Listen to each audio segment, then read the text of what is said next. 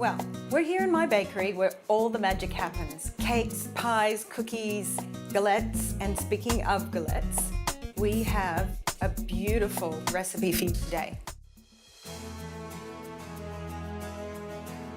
This is one of my favorite go-to pastries, sure to impress.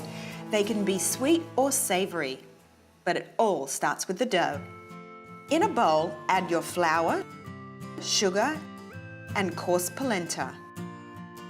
Pinch of salt. Add your cold, cubed butter.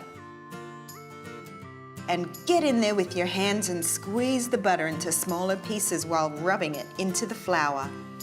Once your pastry feels nice and crumbly, mix the ice water and the sour cream together before mixing it into the crumbly dough.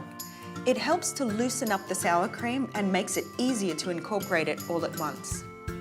Now, dump your to-be masterpiece onto the countertop and be prepared to get dirty with it. For me, there's nothing better than the feeling of flour on my hands and dough through my fingers.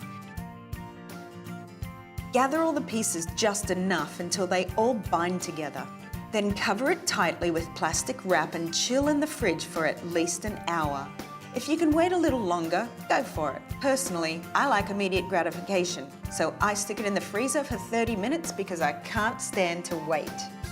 Take your rolling pin and roll your dough out in the shape of a circle.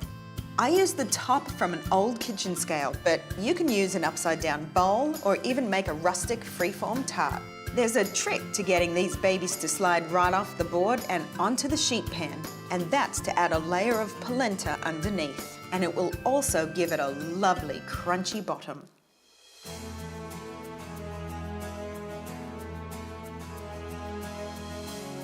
The great thing about galettes is that you can make any kind of filling. Today I'm choosing to use a soft cheese. I love goat's cheese and sheep's cheese, but you could use the ricotta, mozzarella, just anything that's really soft and beautiful and fresh that will melt in the oven.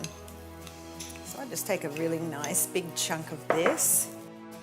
I'll put a pinch of salt in there, as well as a pinch of white pepper and some black pepper. To that, we're going to add some beautiful basil.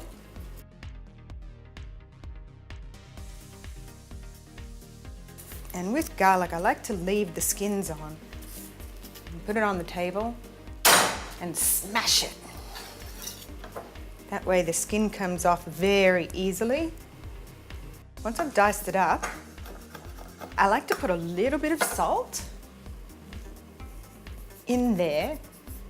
And what that does is it creates friction so that when you smash the garlic, it has something to smash against the board.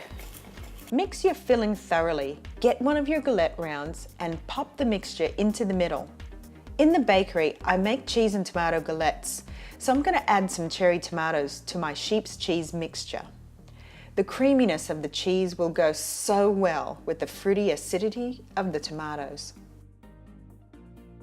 To fold your pastry, grab one side, it doesn't matter where you start, and bring it up over your filling. Press each end so they seal to prevent any leakage. Now, this step is really important to the color of your finished galette. I brush mine liberally with a mixture of whole egg and pure cream. Now I want to do something really fun. We're going to do a mixed berry galette now. You can do any kind of berry or really any kind of fruit actually. I choose the mixed berries because you have the mixture of the blues and the reds and the hot pinks and the blacks. It's just an amazing array of colors. Put a knob of butter in the center of your pastry just like that. If you're watching your weight, you can leave it out. If not, put it in. I say the more butter the better, so I'm using butter at any opportunity that I can. Followed by a long ooze of your favorite honey. Pile up as many berries as your tower of berries can handle without tumbling down. With all of my sweet galettes, I pull out a secret trump card to make them even more irresistible. I sprinkle the sides and top with raw sugar. It gives the galette an alluring texture and an extra crunch that will stand the test of any melted ice cream. And voila! My sheep's cheese and cherry tomato and mixed berry galettes. Gosh, I can't wait to tuck in.